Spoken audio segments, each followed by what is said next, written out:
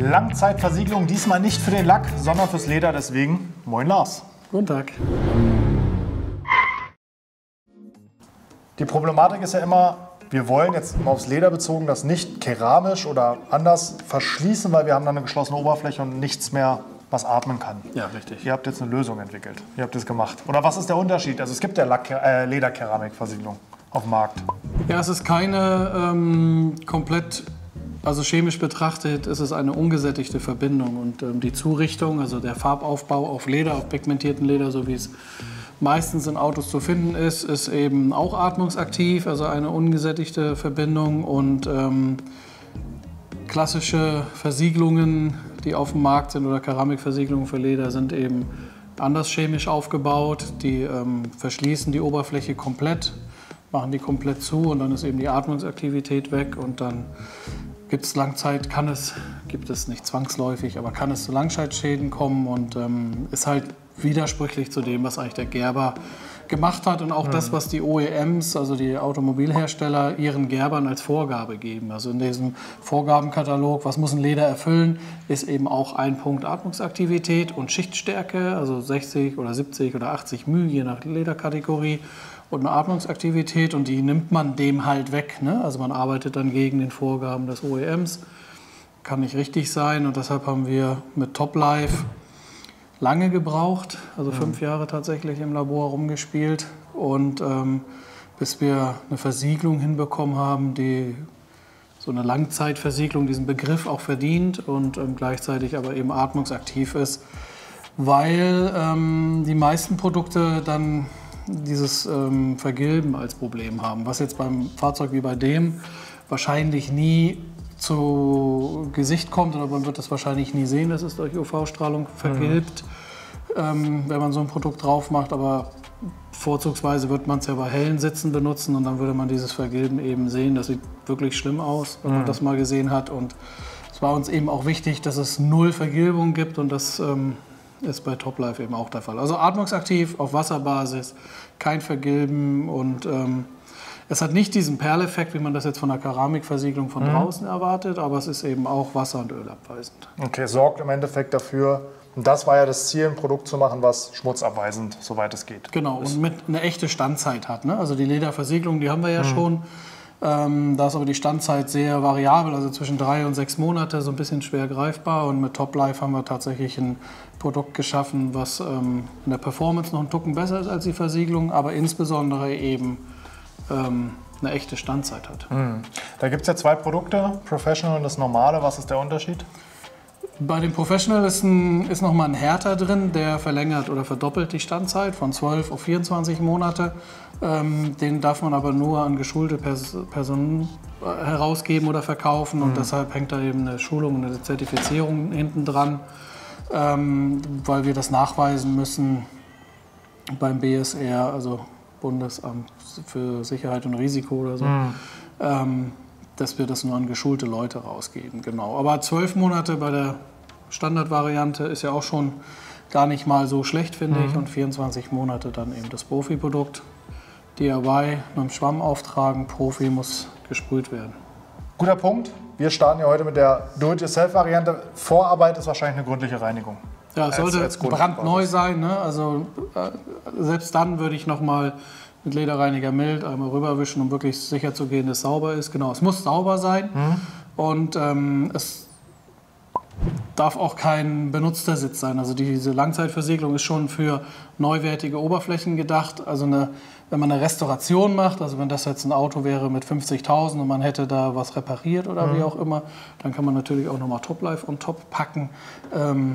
Ist aber eigentlich nicht die Idee, sondern das Auto relativ neu, weitestgehend unbenutzt, einmal sauber machen und dann los. Okay.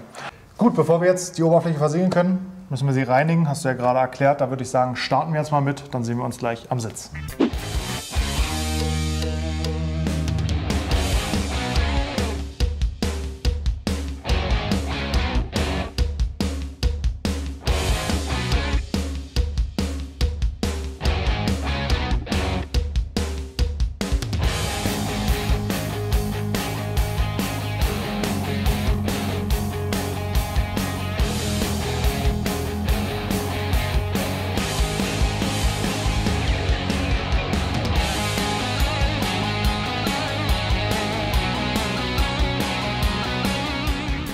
So, Lars, der Sitz ist sauber. Was machen wir jetzt? Ja, also das ist das Package Top Life für Endkunden. Können wir einmal aufmachen. So, da sind 2 Flaschen drin. Einmal Top Life Prepare. Prepare heißt Vorbereitung.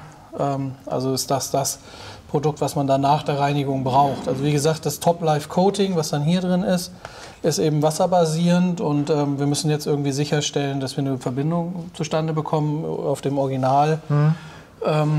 Klarlack Top Coat, ne, wie es beim Leder heißt. Und dem Top Life nachher, und deshalb geht man einmal mit dem Prepare rüber. Dazu ist dieses Mikrofasertuch hier drin. Es riecht nicht gut, finde ich. Kannst du ja mal beurteilen. Also es gibt schönere Dinge, oder Dinge, die schöner riechen. Ne? Ja, aber es gibt auch Dinge, die schlimmer riechen, also von daher. Okay. Finde ich jetzt nicht so schlimm. Und nein, es ist auch so, dass man das nachher im Auto gar nicht riecht, aber so im ersten Moment. Oder wie soll man sagen, es ist unerwartet, der Geruch. Vielleicht ist es das. Ne? Ja, man rechnet mit so einem Lösungsmittel, Alkohol oder irgendwie Benzin oder so. Damit rechnet man, wenn man im Autoaufbereiterbereich Prepare hört. Ah, okay, ja. Nein, also es ist tatsächlich, ja, wir wollten damit sagen, dass man halt die Oberfläche vorbereitet. Muss das nochmal so nachgewischt werden oder machst du das jetzt nur, damit du schneller bist? Nee, ich empfehle das, also gerade bei so einem feinnarbigen, schwarzen, matten Leder, würde ich schon nochmal mit dem Tuch so hinterhergehen, damit es auf jeden Fall keine Streifen gibt und man auch überall gewesen ist. Und bevor man dann das Coating aufträgt, muss es eben auch trocken sein. Ne? Und dann kann man das so ein bisschen trocken. Und man kann es nicht gut trocken föhnen, also das würde ich nicht machen. Auf so einem Mattensitz würde ich auf jeden Fall noch mal hinterher reiben, damit man keine Streifen hat. Kann ich damit auch ein Lenkrad dann versiegeln oder greift sich unbedingt. Das ab? Ja, nein. Gerade also auch, wofür es jetzt bei uns im Betrieb schon benutzt worden ist von dem einen oder anderen, die halt auf matte Lenkräder stehen und die dann mit Lederreiniger Stark nicht mehr so matt bekommen haben, wie sie es eigentlich gerne hätten. Haben sie eben mit Lederreiniger Stark gereinigt, sind da mit dem Prepare rübergegangen und haben dann Top Life drauf gemacht, um das wieder schön matt zu bekommen. Also ne? das macht dann auch gleich wieder matt. Ja, genau. Genau, nochmal zur Wiederholung. Leder, Kunststoff, Kunstleder, alle, sage ich mal, glatten Oberflächen im Innenraum, die jetzt nicht lackiert sind Ja, genau. und nicht durchsichtig sind, funktionieren. Ja, ganz genau.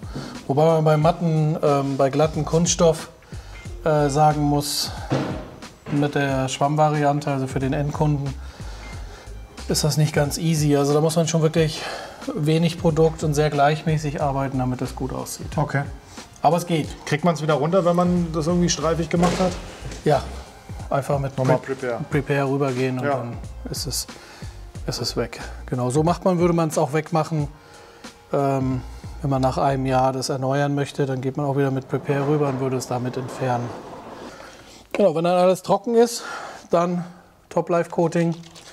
Das muss man gut schütteln und hier ist eine Mutter drin und die hört man irgendwann und dann weiß man, jetzt passt es und dann nochmal 30 Sekunden weiter schütteln, dass man das wirklich gut verteilt, weil das Produkt, was letztendlich diesen Effekt bringt, setzt sich eben leider ab. Gut. Und dann mache ich das direkt in den Schwamm, also massiere das richtig in den Schwamm rein. Ne? Und dann versuche ich Metallflächen vorzunehmen und möglichst gleichmäßig zu arbeiten. Und am Anfang macht man immer ein bisschen zu viel drauf, deshalb mit der trockenen Seite hinterher wischen, dass man das schön gleichmäßig hat. Und die nächste Teilfläche vornehmen. Genau, das sind ja 150 ml Top Life und die reichen für eine Limousine, 5-Sitzer oder für ein Kombi, 5-Sitzer-Kombi locker aus. Also bei so einem Sportwagen hier wird auf jeden Fall was übrig bleiben. Ich mache jetzt mal den Sitz fertig, Rücken auch und dann sprechen wir noch mal mit Nico über die Details.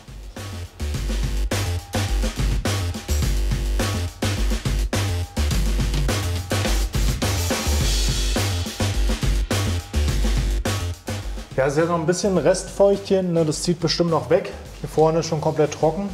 Und von der Haptik, also fühlt sich fast besser an als das Original. Also wirklich schöne Haptik, Optik auch schön matt.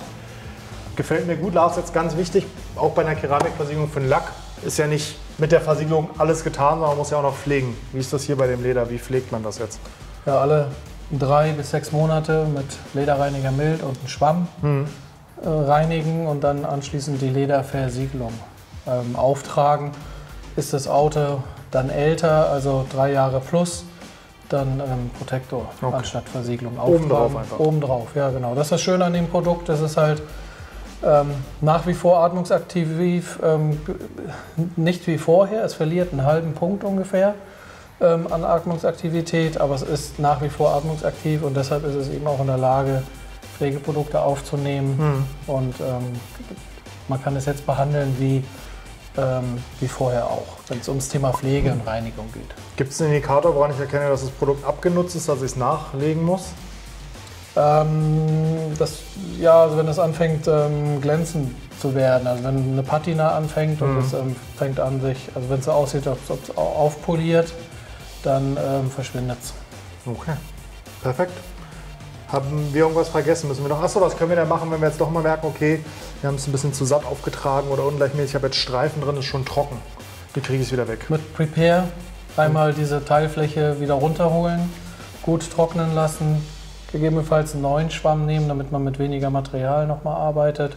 Versuchen gleichmäßig zu machen und wenn man so einen Sitz hat wie den hier, also so schwarz, matt, vielleicht auch einen Haartrockner und einfach das Produkt trocken föhnen. Weil wenn es schneller wegzieht, dann wird es auch gleichmäßiger. Das ist ein bisschen einfacher dann, ja. Aber ja, also wie bei der Keramikversiegelung auch, da muss wirklich nicht viel drauf. Ne? Wenig Produkt ist völlig ausreichend.